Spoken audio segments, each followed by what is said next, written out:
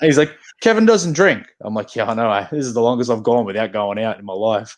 And he's like, do you want to go out tonight? And I was like, yep. And we hit it off. And then eventually, by the end of that tour, he sort of was helping me with my work a lot. And he was like, yeah, I'm going to try and get you a spot.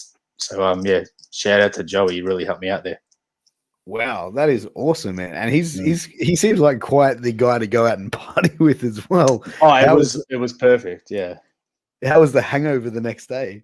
Oh, well, it's fine. Like, I'm a massive party guy anyway. And I remember with the first night we were out, we'd obviously already posted like photos on Instagram or something that we were out. And he turns to me and he's like, Shaza, as in Shaz McKenzie. He's like, Shaza said the reason it's good that we're out together is because you're like the Aussie version of me. And I'm like, yeah, pretty much. At least when it comes to partying. Maybe not as crazy as him in the ring, but yeah, definitely when it comes to going out and drinking. So we literally would go out unless either of us had a show, we were out. Like Monday nights, Tuesday nights, Wednesday nights were our main nights. Bar A in New Jersey, and That's crazy. That's the thing, like going out with Joey Janela and just getting on the piss, and like just how casually that you sounded like when you said that. It's like it was legit every second day for us. And he would get me these awesome opportunities, and I would be hungover as shit, and so would he. And but that's it. I always, even before that, I'd tell guys, the best thing about being wrestling is just being nice to people, and just from being nice, he was like, "Hey, do you want to come out?" And he couldn't be nicer. And this is a guy that didn't need to help me, didn't need to be nice to me. He was like, "Fuck, man, you haven't been out. Do you want to come out? Let's go out. I'll take you out." And then after that, he's like, "Fuck, you're fun to party with us." And we had some fucking crazy times, to tell you that. And I think you said it, the nail on the coffin there. Where it was like, just being nice to people. And it's like so much in the world of wrestling that you hear some of these crazy stories of like, and I think it's probably the older generations. It's like, I've heard stories from guys where like, I remember in ECW, I was like standing there and Sabu walked past, stopped and was like, "Who the fuck is this guy?" Didn't even look at this guy and was like, and someone was like, "Oh, he's such and such." Yeah. Sabu was like, "I don't need to know that now," and just walked off. I'm like, what a dick. There's no need for it. Like my favorite saying is, it doesn't cost a cent to be nice, but it'll always pay you back. So you just be nice. Like there's no reason not to. But like he didn't get anything out of it except me annoying the shit out of him. But he was super nice to me. And you see that in the amount of guys in the business Joey's helped and get spots and get over and get noticed. Like he's as much as people like to rag on him, he's a fucking good dude, man. Yeah, and I think the people that rag on him though are like, and I don't want to say the word because they're Jim Cornette marks. I'm one as well. I'm a mark, right?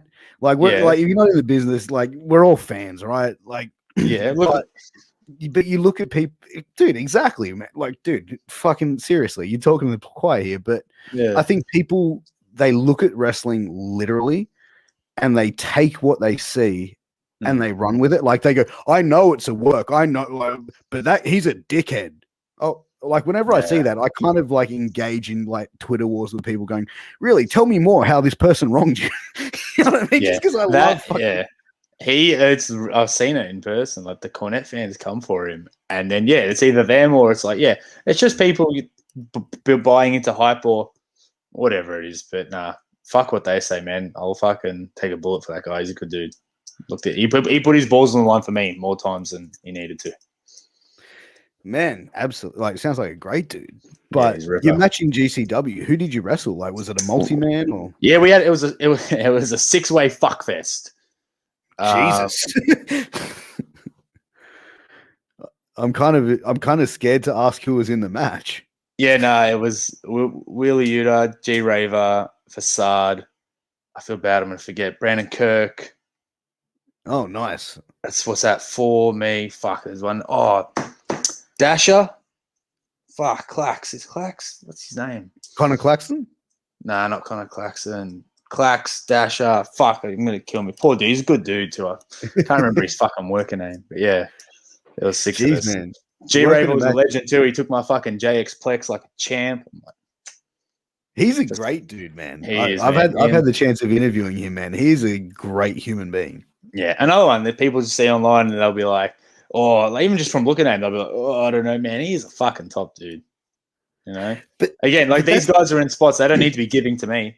You know, and 100%. But they want to put on it. They want to put on a good show. Well, that and they understand. Like everyone's coming up. Like Facade was another one, dude. Facade's a guy through like online, just seeing that we had a sort of similar look. He's like, fuck yeah, I want to try and get us booked together. We can tag, we can do matches against each other. We can be dreaded and shredded and, you know, brothers from another mother. And he helped me out a lot. He's like, dude, if you need to stay at my house on the way, like, and it was awesome. Like, just again, like the amount of guys that were willing to be helpful and for no return, essentially, you know, that's the best part about those indies. I think that's why places like GCW and that they thrive is because everyone on the show, not just the wrestlers, but all the workers and everyone involved is willing to help each other. And I think that's a great thing coming back. Deathmatch Down Under's got a lot of that.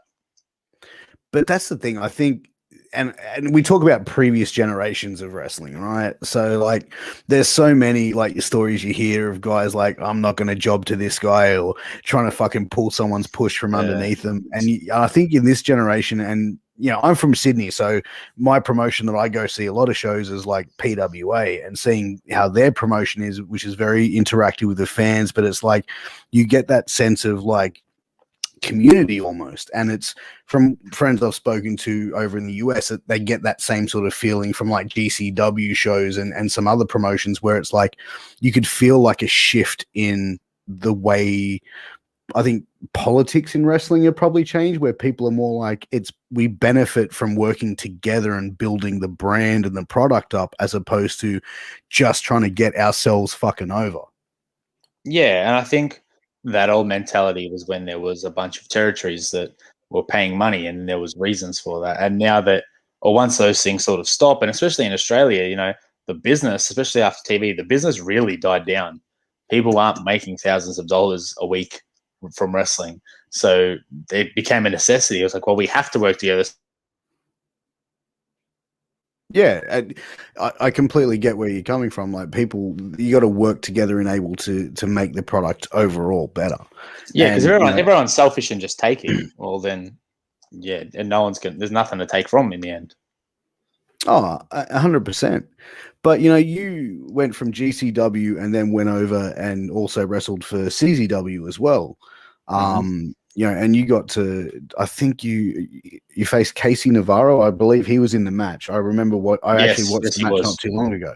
Oh, cool. Yeah. That was another one of those 6-ways. And that was a match I came back to Australia and I was like, why the fuck are we not doing these 6-man matches? It's a good way to take a look at everyone. Everyone gets to get on the show, get a nice few spots, and you get to network, and the promoter gets to see, oh, who did I like? Who didn't I like? Who should we give a bigger opportunity to?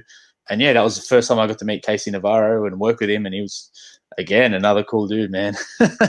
One of those. He's nuts. He's awesome. He like, dude, I got to interview him and just, man, the I've energy seen him he has. Intro. Yeah, dude, and just great dude, man. Great dude. Give him 2-3 years, man. He'll be signed somewhere. I'm surprised he ain't signed now, bro. Like I've seen him turn up in Impact and AEW. But you know what? He's young though. He's like 21 years of age. Yeah, I was spewing too. We were scheduled to work each other, and he hurt his knee like 2 weeks before it, so it never ended up happening. But yeah, we'll get there. We'll get there eventually. How was it wrestling for CZW? Because you're a pretty big wrestling fan, obviously, so you know the history of CZW. Was that like a fuck yeah moment? Like. It was and it wasn't, because like I think I was saying earlier, like CCW's changed a lot from like the 2006, 7 or even 2005. The CZW was like King Indie. So it's not the same thing, but it's still fucking cool, you know? Like as a wrestling mark that's a wrestler, like you're like, that's still a bucket list thing. It's like, yeah, cool, CZW. It's fucking, you know, it's still cool. You know, it's something I'm proud of. How did you find like the comparisons of like CZW and GCW though? Like, because you know those are two companies which have had some beef over the probably the most recent few years, with GCW turning up at Cage of Death and you know unplanned and you know apparently a shoot spot. How that much of a shoot it was, who knows? But you know what were the differences that you saw in those locker rooms, if any? They're just different products, man. You know, you could tell like CZW had a lot of their like rookies and trainees, I guess that's a good way to put it. That like it wasn't like all the names I remembered, if that makes sense. It changed a lot since the days where I was watching CCW. GCW was very cool, very grunge. It was in a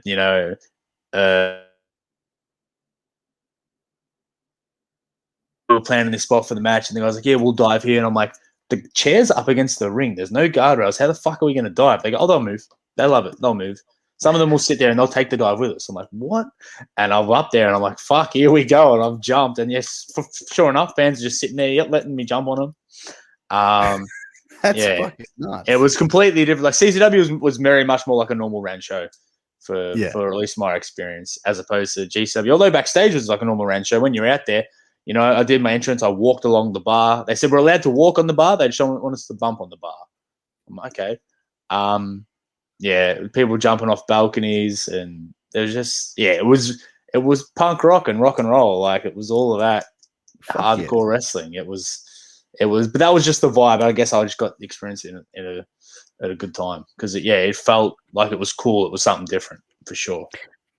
Like from comparing the American indies to the Australian wrestling scene, is it night and day difference? No, they're very different. But they're different in weird ways, right?